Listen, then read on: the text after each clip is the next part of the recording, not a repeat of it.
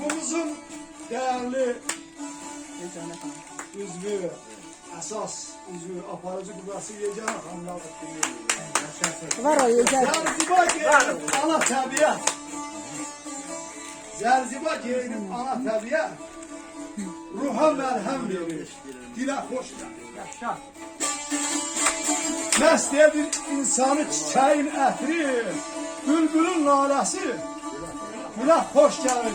Daha necə xoş gəlir. Gəl bir sağ ondan davam eləsin. Görün. Sağ ol.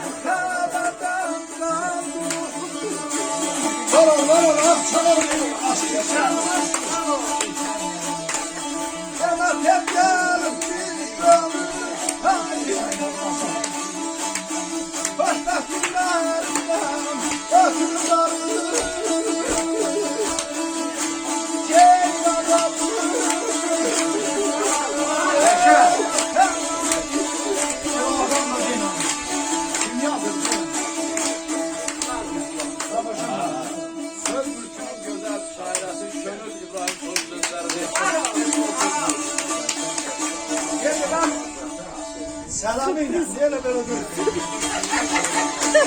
Yediler gözlerle geçti vefasız.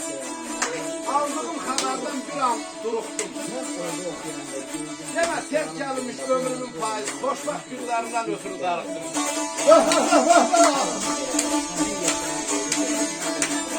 Birinden bir de diyor.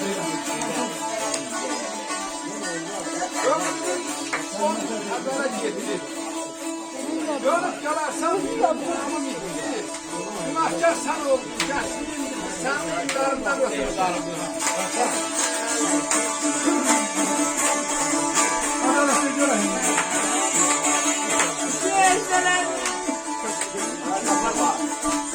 Oyanır sinemde, yardım dinler, boşayın kendini,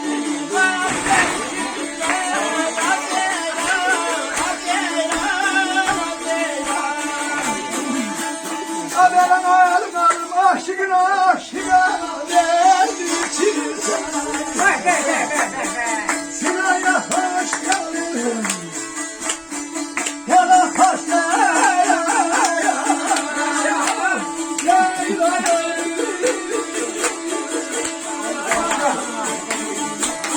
ay güzel aşkın vatandaşım.